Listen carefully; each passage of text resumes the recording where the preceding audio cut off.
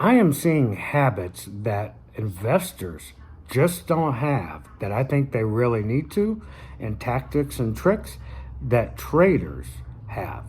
And I'm going to talk to you about that today and hope you can take on some of these in your investment portfolio. This is Mike, the tactical stock scalper. All right, all right. Well, first off, I've said this for a long time that traders, longtime traders, have an advantage over investors when it comes to high yield funds. And we're going to talk about some of that. Okay, so first off, investors love this quote from Warren Buffett, be greedy when others are fearful. They love that part of the quote, but they don't seem to abide by the most important part of that quote, which is the second sentence, which is be fearful when others are greedy, right? We're real good as investors about posting this quote when our particular fund is down. Be greedy when others are fearful, right? Blood in the water. All the investors are all over it when things are down. But the other part, they just throw out the window about being fearful when others are greedy. Look, taking profits on an investment is a really smart play and can really help you going forward. I want to give you just a couple examples what I've done since I've been in these high yield funds, right? So because I'm a long-term trader, anytime I see something going up well past my ROI, I start getting itchy like I need to take profits. And it's good to take profits because you have no idea when something is coming back down, even if you're collecting dividends on it. There are so many funds out there that you don't just have to ride with one. So for instance, AMZY is my favorite yield max fund, right? Well, as it was going up, I owned it for about 3 to 4 months or whatever, and collected the dividends for that 4 months. Well, after earnings, AMZ really skyrocketed because Amazon did. So what did I do? I sold it, and I made money from the share price because it was well above where I bought it, and I had all the dividends collected. Even though it was my absolute favorite fund, I sold it and took all that money, and then I went into another fund I really like, which is Appley, and I went into Appley. And then I held that for a couple months, had a couple months worth of dividends, and what do you know? Appley went up, and I sold it. So I got profits from share price from that and the dividend profits, right? So my ROI was well above on both of those. And then I took all the profits and all the money and threw it in a QQQY. Well, that has been my favorite fund because I've been up on it so far. Now I'm considering selling QQQY because I am so far up in it. Even though these are my favorite funds, I have no problem selling them when I am way up on them and reallocating that money to something else that's way lower. I don't know, something to think about, and I think that's why traders have an advantage with these funds over normal investors. So taking profits is so important. Now, let's talk about some other parts of this. By the way, I have a Discord server. It's really positive, really encouraging. If that's something you like, I'll leave a link in the description.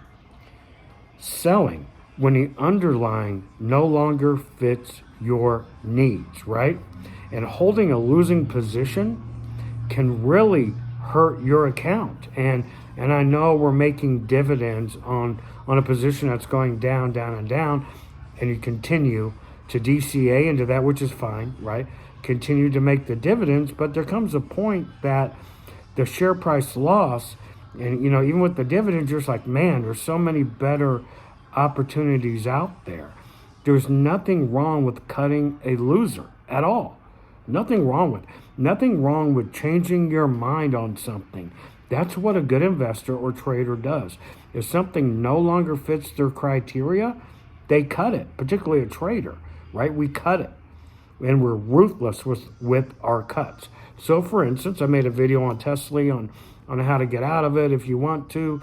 For me, I'm looking to get out of Tesla, right? So I'm waiting for either, a rise up from the 150, 160 level, and then I'll get out of it either in slight profits or break even, Or if it gets below, like let's say 150 on Tesla, I'm going to cut it. It's nothing to do with Tesla. It's just that Tesla could go down to 100. If it breaks 100, who knows what could happen? I don't want to hold that long. I don't want to possibly go through that. Now, you have to get out of your mind that what if it goes back up? You don't know if it will or won't, right? You think it will, but it may or may not. You don't know that. So cutting a losing position could save you a ton of money. And I am ruthless on my stops. If I say I'm going to sell it at this price, I will sell it at that price. I've held on to losers for all these years, way too long. That especially years past, right? And it hurt me so much financially. I learned a valuable lesson. If I feel something is now changed in my mind about a particular underlying, I'm going to cut it, right? Okay.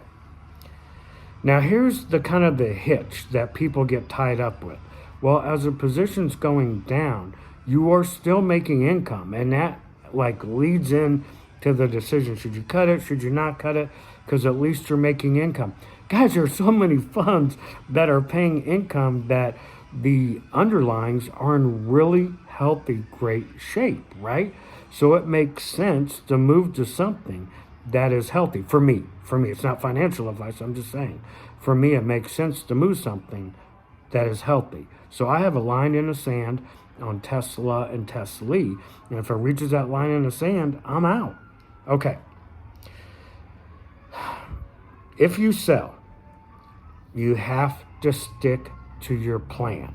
And you have to be hard and ruthless with it. Whatever your number is, some people go by a percentage, some people go by this, go by that. It doesn't matter. If you decide that, okay, I need to move on from this and move into another product where I can start making my money back, particularly if we sell at a loss or something that has a better opportunity that you think, you got to stick to your number. Whatever that number or percentage is, once you start lowering, so my number is 150, right, on Tesla. Well, it's actually 146, but I digress. If it starts getting below that, you're like, you know what, I'm going to wait till 120. Then it gets to 120, you're like, well, I'm close to 100. I might as well wait till 100. And then what happens? What if it gets below 100? Now you're realizing I should have sold at 150, right? So I don't do that. I have a hard number, and I stick with it. And if you decide to get out of any position, I highly recommend you do that. Now, here's another thing. Sell at levels, whether it's going up or down, right? If it's going up and you want to take profits, sell at a resistance level where it has the potential to come back down. If you're looking to sell and get out of a position, sell at a support level where at least maybe it has a chance to bounce and you can not sell it at the very bottom. You can ride it back up for a little bit. So that's really important that you sell at levels, whether you're taking profits, okay, or selling to get out of a position. Selling at levels and sticking to those levels is extremely important. I can't, push this on you enough. There's nothing wrong with taking profits in a position that you're up in, regardless if it's paying dividends or not. You don't all have to sell it all. You can take some money off the table, right? Collect those profits, and maybe it'll drop way back down and you can get into it cheap or whatever. The case is, taking profits is an extremely important part of investing. And I'm going to tell you, investors right now that I'm seeing just are not doing it. They don't understand about taking profits. Hope you enjoyed the content. This is Mike, the Tactical Stock Scalper, out.